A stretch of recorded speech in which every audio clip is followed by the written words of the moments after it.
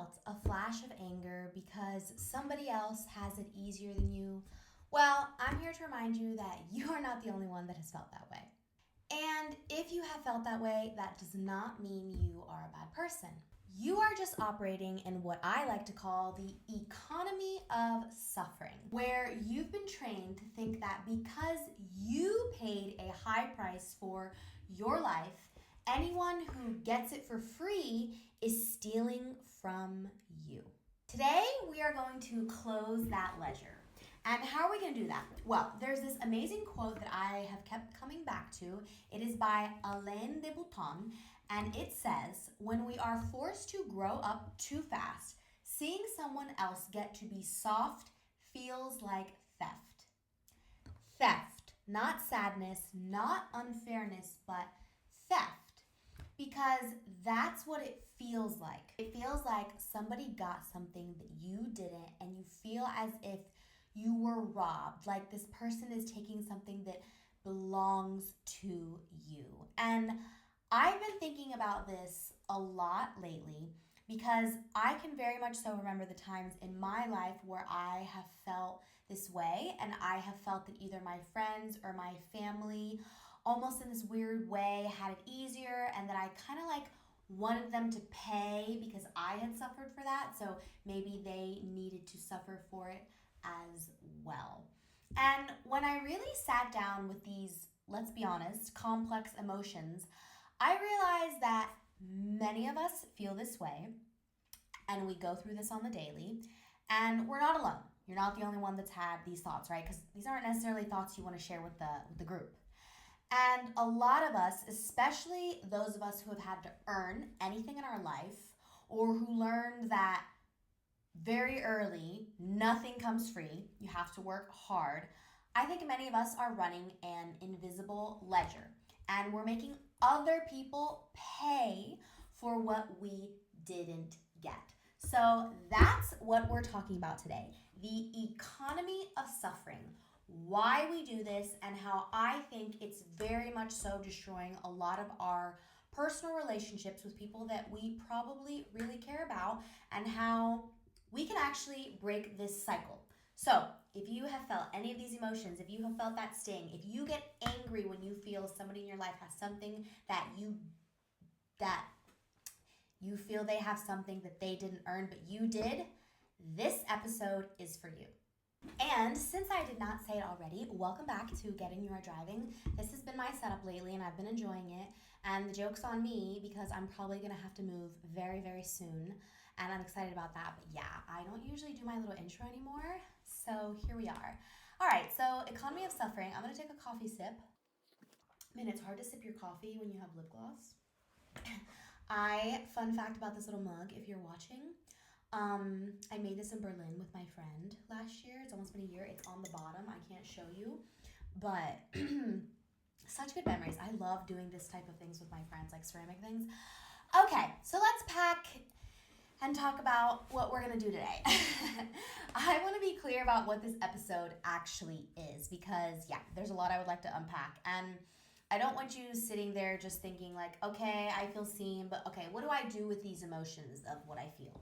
And I want to map it out. So first I'm going to break down exactly what I mean when I say the economy of suffering, because this is something I have garnered and thought up. Not just the concept itself, but like the whole architecture of what it means. Because, yeah. And I think once you understand what I'm saying and how it works, you're going to start to see this everywhere. And then I'm going to give you some specific examples of like what I mean, how this shows up in real relationships in real time in your life, and then how to break it, because it's not something that's positive, and it's not going to be just willpower or toxic positivity or you need to be grateful. I'm going to talk about something called grace, and yeah. So here we go. Let's get into today's episode. Now, what is the economy of suffering? So I called it the economy of suffering because, I don't know, I really liked the name. And I know it can sound heavy, but okay. Once you see it, you can't unsee it. Now, when you think economy, what usually comes to mind? Probably money, markets, transactions, right? Supply and demand, value and cost, things being sold, bought. This is what hopefully does come to mind, and hopefully if you took an economics class like me, it's what comes to mind. I hated economics class though, and I still genuinely can't understand why printing money doesn't work. It's like I get it, but I don't. Anyways, so this is what I mean. What I'm describing, obviously, is an invisible marketplace where the currency is trauma. Trauma with a T. It sounds like I said drama. Trauma. Trauma with a T. That's the currency in the economy of suffering.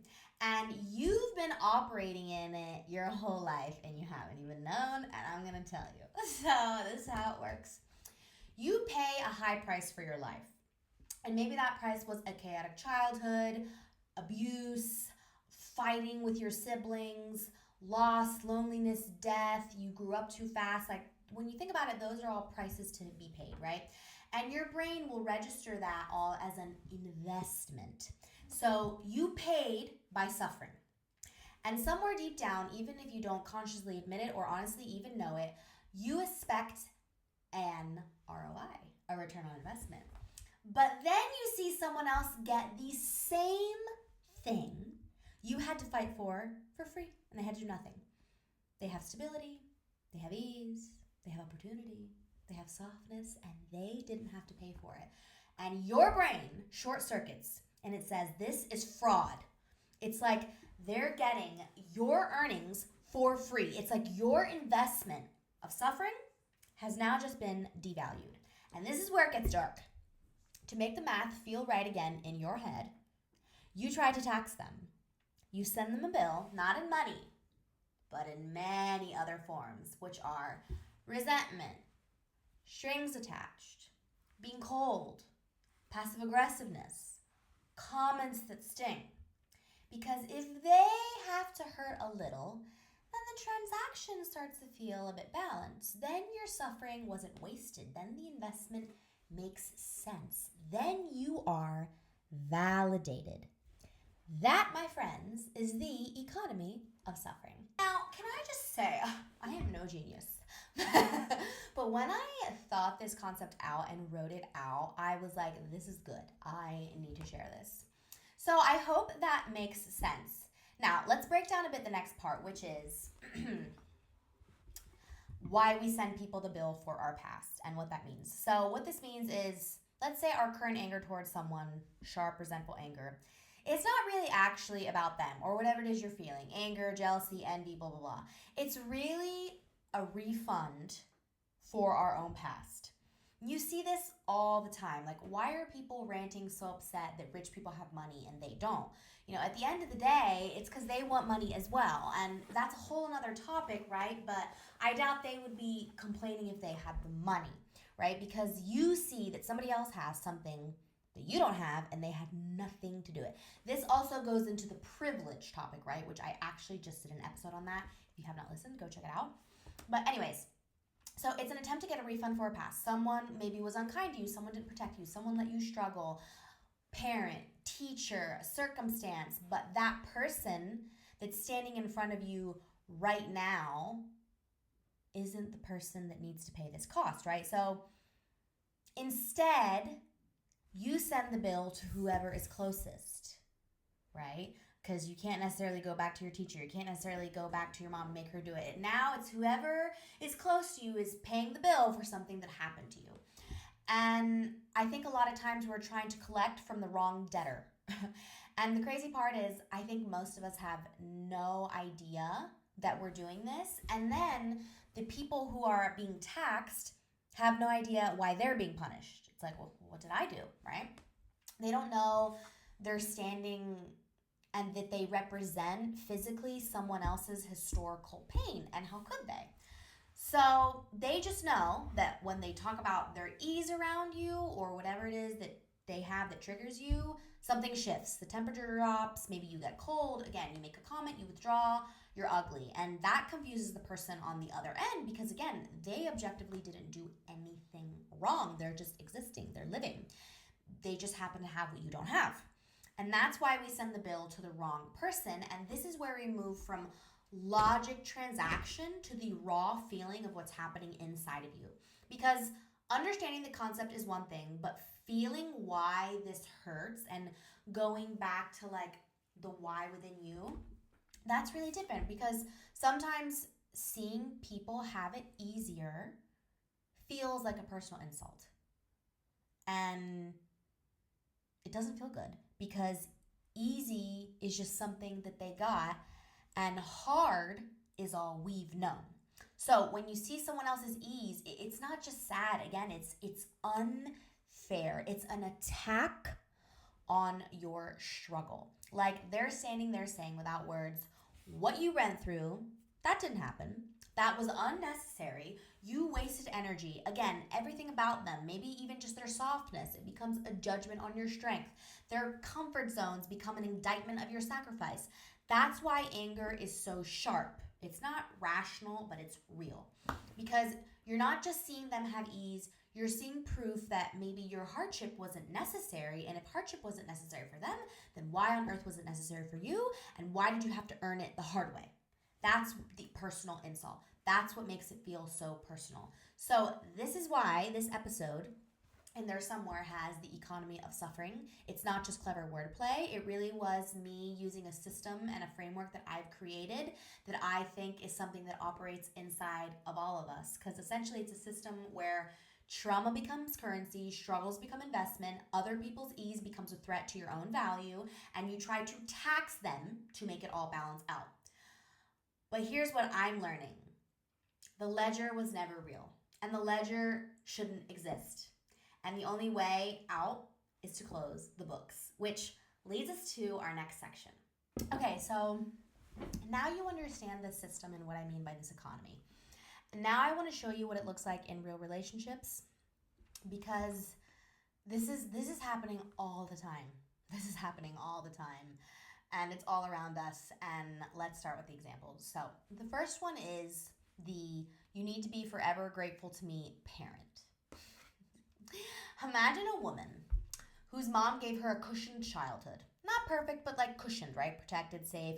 You hear this a lot from parents. Well, you know, parents that have money. Well, I want to give my kid a better life than the one I had, right? Very common. Because, yeah, you want to give them a better childhood. Now, you'd think the mom would be grateful. Like, I broke this cycle. I'm going to give my daughter what I didn't have. I'm so proud I was able to do that. But many times that's not what happens. Instead, the mom resents the daughter for it. Not consciously. Again, this is not conscious.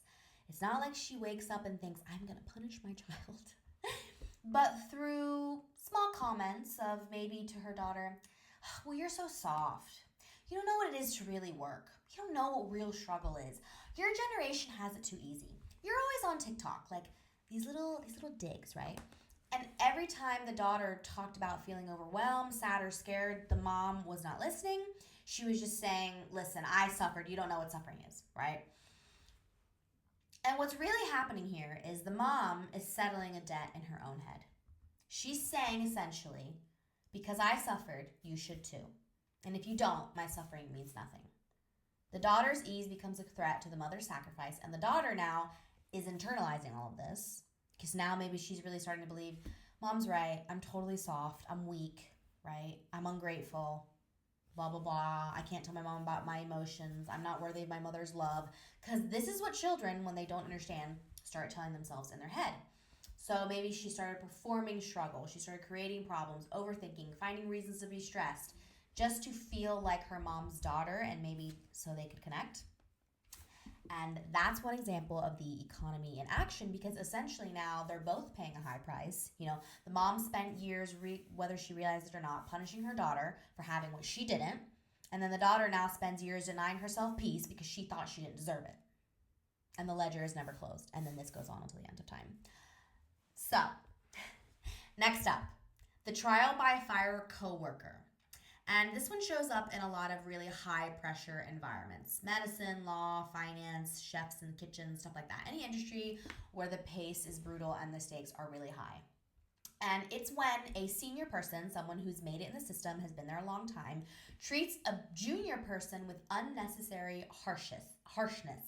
We could even say it's something like hazing, but like they don't call it that, right? Because this is not a fraternity. Um, maybe they'll call it like training or weeding people out or seeing if they can handle it. But really, like the logic underneath this sounds like this. Well, I was humiliated when I came up and I started working this job. I was overworked, I was treated badly, and I survived it.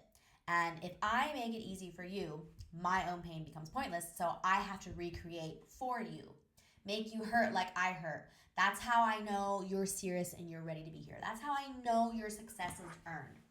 It's a very twisted validation system. And of course, the junior person doesn't understand what's going on and what they're being punished for. They're thinking, oh, this is hard.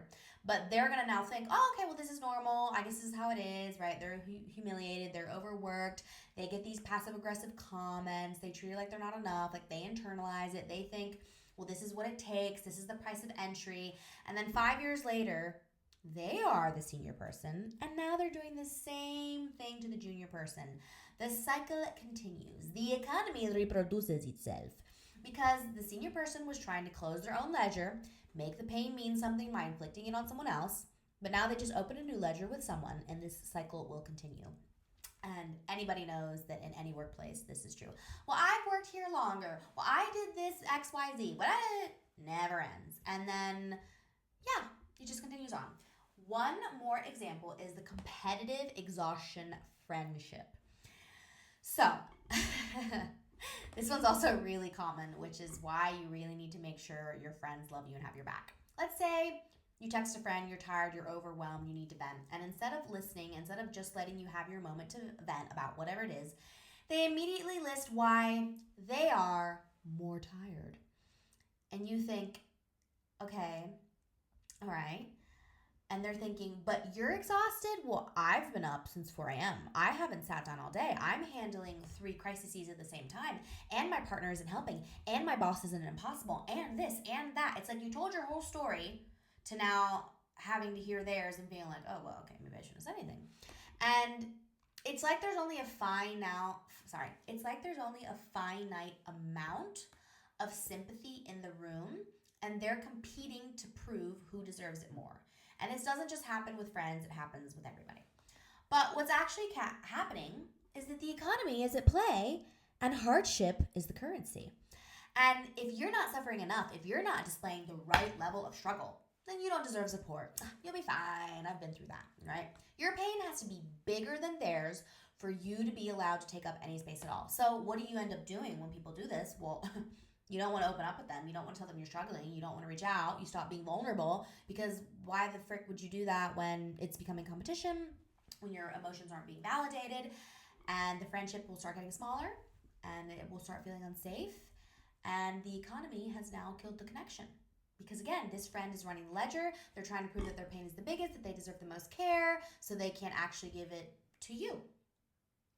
All right, so I've given you now 3 different ways that this shows up in real life.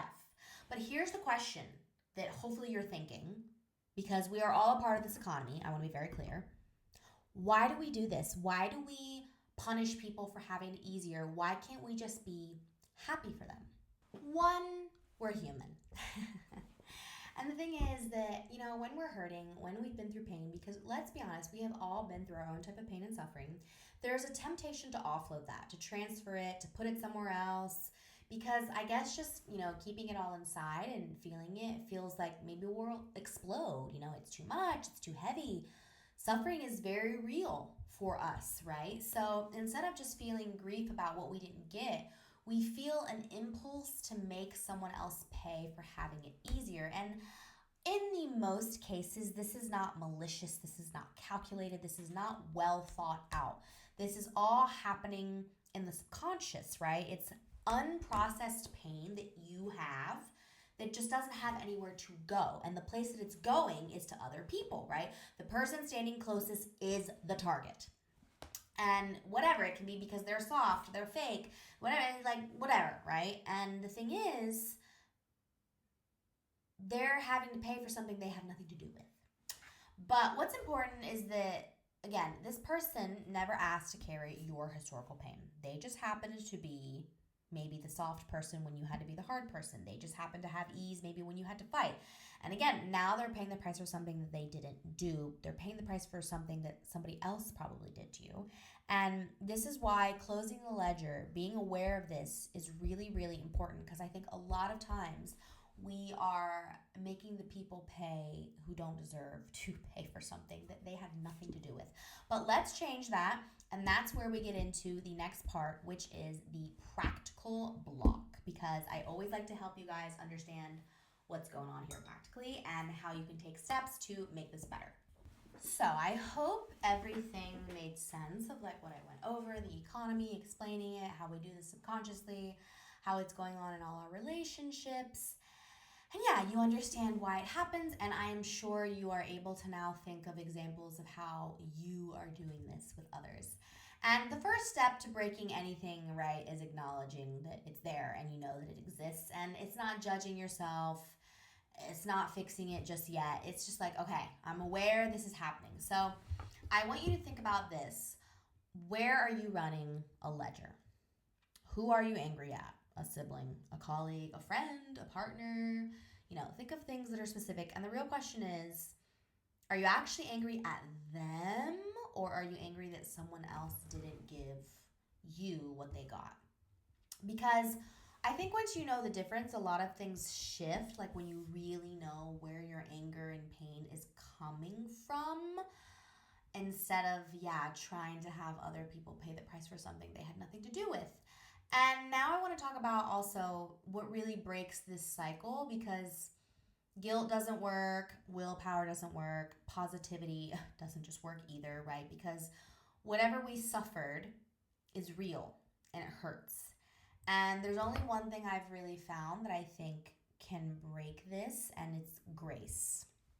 But not the kind of grace that you might be thinking of, which is, I'm just going to be nice to people now, or, oh, I need to forgive right now. I'm talking about grace kind of as like a survival mechanism, and as the only practical way to just close these ledgers and move on. Because I think grace says something like this: you owe me nothing, and I will just eat the cost of my own pain. And I'm choosing to let you have ease without billing you for it. That's essentially what grace is. And also, I don't want you to feel invalidated. So, first, when you do this, you need to validate that what you went through was hard and that it hurt. Like, again, everybody has been hurt by something. It mattered, it changed you, it shaped you. A lot of times our pain and suffering shapes us. But, and this is crucial, that doesn't mean it needs to be as hard for the next person. Your pain was real, and it doesn't need to get repeated. You can honor what you survived without making it somebody else's thing that they now have to survive too. I mean, think about very bad and ugly case scenarios. Like, it always has amazed me how a lot of people that were sexually abused as children become offenders as adults. And you would think, my God, they would be the people to know that that's the worst thing, right? Like, they would be the ones to never want to do it. A lot of times the cycle repeats itself. And I think this economy of suffering has a lot to do with it. Many other things as well, but yeah. This sounds like, oh no, but that's the right thing. I don't want other people to suffer too. But then when you watch people's behavior, that's not exactly what's happening. So yeah, first, I want to validate what you went through is hard. Second, realize that their ease, or whatever it is that's easier that they have that you don't, it doesn't devalue your struggle. This is, I think, the lie of the economy, that if someone gets it easier, that your hard-earned version becomes worthless. That's just not how value works. And you can both have value. They can have ease, and you can have earned it the hard way. The market isn't zero sum. Your investment doesn't get worthless because someone else got a different deal. And then third, closing the ledger. And yeah, this does cost you something, because you're forgiving a debt that was never actually owed, and you're eating the loss. But I just think it's the only way to break the cycle and to break the transmission of pain to the next person. That's what grace actually is. And what's important, because I think a lot of people resist this, is that leisure doesn't mean your pain was okay. It doesn't mean what happened to you should have happened. It doesn't mean you should have had to fight that hard. It just means that you don't want somebody else to have to go through that as well. And that's not weakness. I think that's a lot of strength. And I think that's the only way your pain can mean something. And when it stops repeating, the real love, the courageous type of love is I suffered and now I don't want you to. And I'm choosing that freely and you owe me nothing. That's the economy of grace.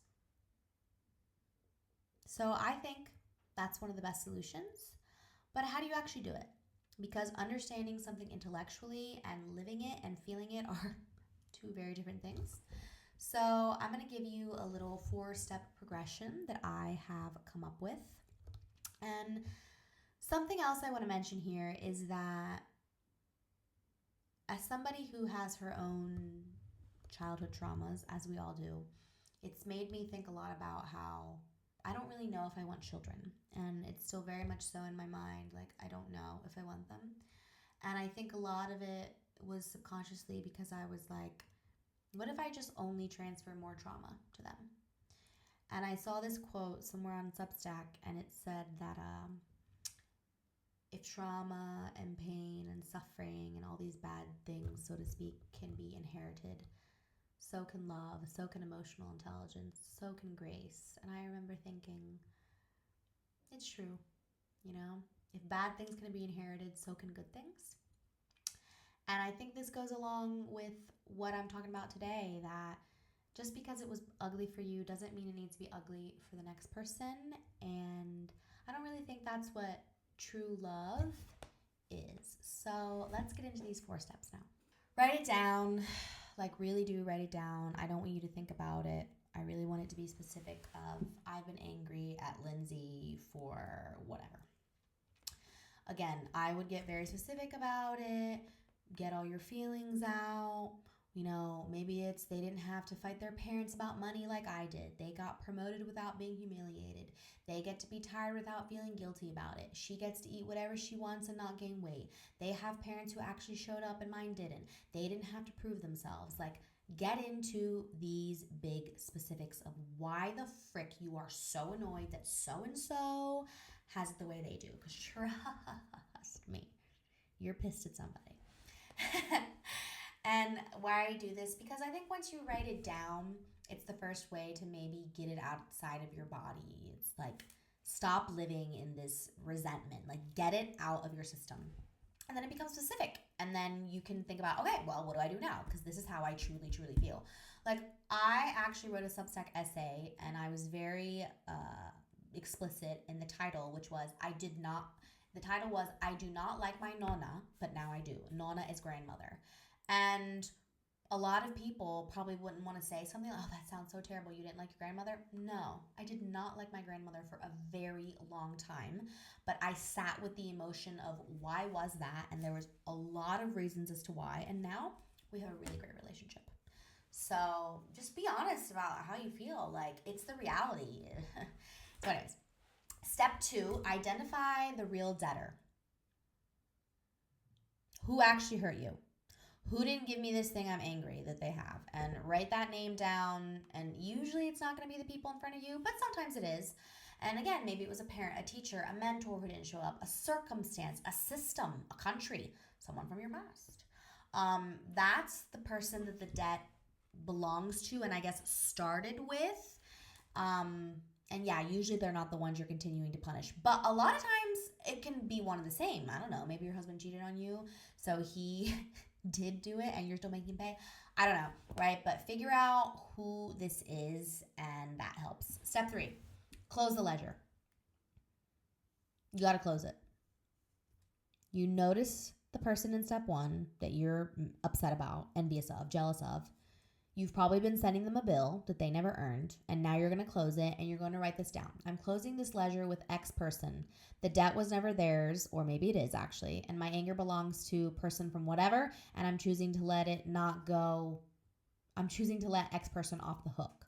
You don't even have to tell people this. I think this is something you can do on your own.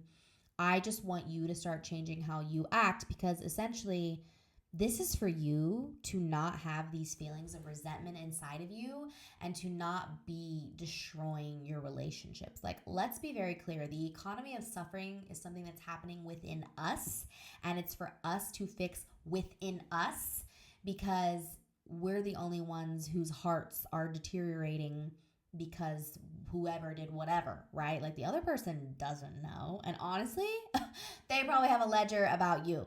So, anywho, and step 4, interrupt the resentment. So, resentment is very normal. It's going to come back. You know, you're going to feel it even after you close the ledger and do all this. Like, no one's perfect. Yeah, because I think that's just a very ingrained feeling in a lot of us. So when you catch yourself thinking, well, they have this and they have that or whatever, I deserve this, I deserve that, just interrupt those thoughts and remind yourself, no, I don't want to do this. I want to close the ledger. There's plenty of room for me to figure something out. There's plenty of good things coming to me. I don't want to charge somebody that I really genuinely love for the past.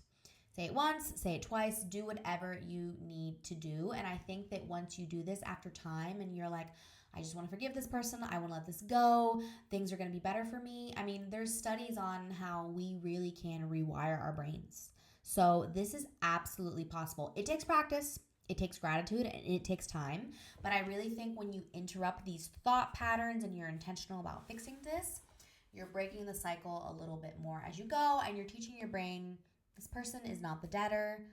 This isn't theirs to carry. It's not their fault. Because a lot of times it's not the person's fault.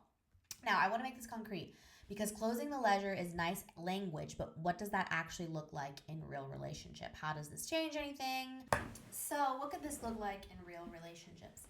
Maybe you'll do this, maybe you won't. But so maybe you tell a sibling, I'm genuinely happy you got opportunities that I didn't. That was the whole point of me fighting for more. And maybe you really mean that. And now you've closed the ledger, you're not charging them. Or maybe you tell a coworker, I had a hard time coming up. I'm going to make sure you don't have to either. And maybe you protect them instead of hazing them because they're no longer your debtor. Or maybe you tell a friend, listen, your exhaustion is real, but mine is as well. And we can both be tired without competing. And you actually listen because you're not trying to prove that your pain is bigger. And maybe you tell a partner, I know I've been cold about certain things, but I was charging you for something you didn't do, and I want to close that ledger. Now, you may have to explain this whole economy of suffering thing, but I think why I really wanted to do this episode is because I have very much so seen this happening in my life right now. And I have realized there has been resentment and build up within me that I absolutely do not like. And it all just goes back to this idea of needing to feel validated, feeling like they got it easier. And then again, realizing that the person I was trying to pay and tax didn't deserve what I was doing. And that if we all just keep on doing this, it's an endless cycle of suffering. So that's why I came up with the framework of like grace as well and breaking it. So I hope those 4 steps helped. I think this is something that you're always doing throughout your life. It doesn't end. I think it can be hard to be aware of this, but I think that once you are, it is one of the best things you can do for the relationships in your life because ultimately this episode is about your relationships and you nurturing them and them being the best for you and the other person because relationships are the most important thing in life. I mean, there's been studies on this.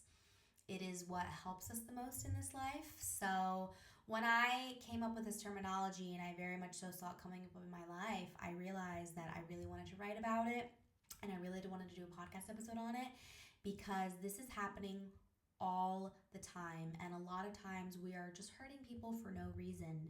And it's because our pain has nowhere to really go, which is when I listened to a podcast episode about this with Alain de Botton. I believe he was on the Modern Wisdom episode. You know, he talked a lot about how, you know, psychologically, like we all do this. We want somebody to pay, but we don't realize that we're doing this. And yeah, I just thought it was a super interesting framework that I wanted to break down more because I wanted my relationships to be good, to be healthy. And I also don't want to feel resentment and anger and hatred towards people. Like, it's just not a good feeling if you ask me. But it also meant I had to really dig into why I was doing this, what was painful for me, and that was hard. So, guys, thank you so much for being here. I really do enjoy these podcast episodes so much. And yeah, if this resonated, please, I would love to hear from you. Comment, DM, write to me. Who are you holding a ledger against? And also remember that on my Instagram, on my YouTube, my Substack is connected, which is my newsletter. So if you want to sign up and you want to get my essays, I have been getting faster in my writing and like my ideas. So I've actually been able to pump out weekly newsletter episodes, or sorry, weekly newsletters on Substack. So that's really exciting to be able to just share with you guys more of my insights and my thoughts. So yeah, if you are interested in that, please join. It's all linked below and all on my Instagram and YouTube. So guys, thank you so much for being here, and do not contribute anymore to the economy of suffering.